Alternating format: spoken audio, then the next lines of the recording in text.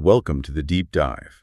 Today we're getting into a really fundamental, and let's be honest, a pretty difficult psychological truth.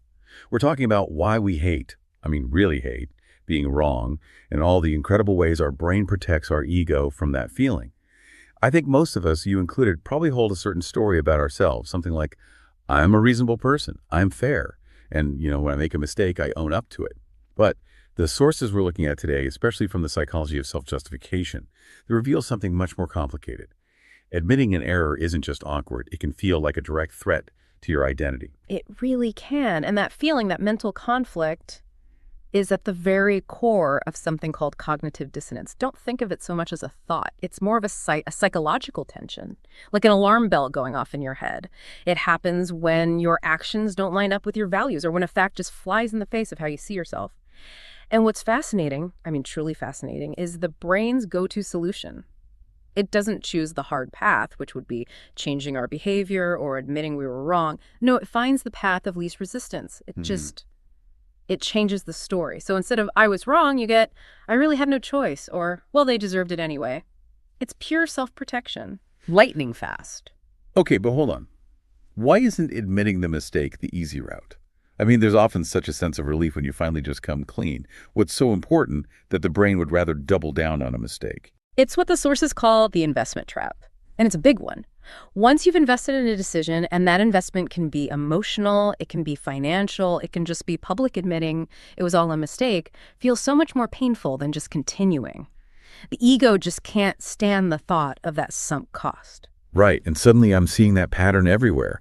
It's not just, staying in a bad relationship. You see it with leaders defending a policy that is clearly demonstrably failing. They can't admit the initial investment was a waste, so they just keep pouring more into it. Exactly. The ego isn't asking what is factually true here. It's not that rational. It asks a much more urgent, a more primitive question. How do I continue to feel like a good, competent person right now? And justification is the quickest way to feel consistent, even if you're not. Okay, so let's dig into this a little more, because the sources offer a really surprising twist on who is most vulnerable to this.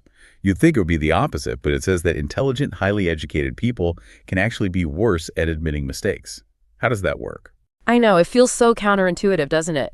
But the reason is critical.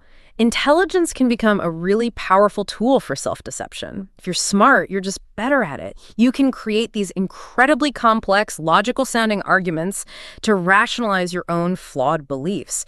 You can basically argue yourself and everyone else into confusion. And that seems to feed right into what's called the self-justification trap.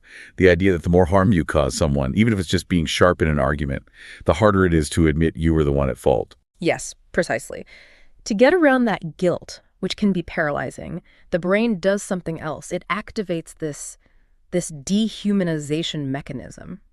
In order to keep seeing yourself as a good person, you have to find a flaw in the other person. So you tell yourself, oh, they're just being too sensitive, or, they're not like us. Like, it shifts the blame from your action to their character. And once you do that, you stop listening. So if you connect all these dots, the biggest barrier to personal growth isn't really ignorance. We usually know what the right thing to do is. The real barrier is ego protection. It's that refusal to process new information if it threatens that comfortable story we tell ourselves. Which means the path forward requires this. Yeah.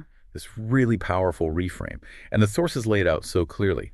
Admitting a mistake is not a moral failure. Refusing to even examine it, that's the failure.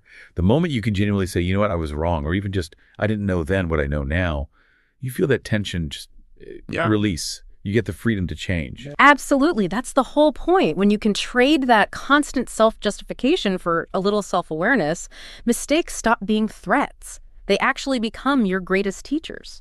It really raises an important question for all of us, doesn't it? When was the last time you used your intelligence, not to defend your own story, but to actually rigorously question it?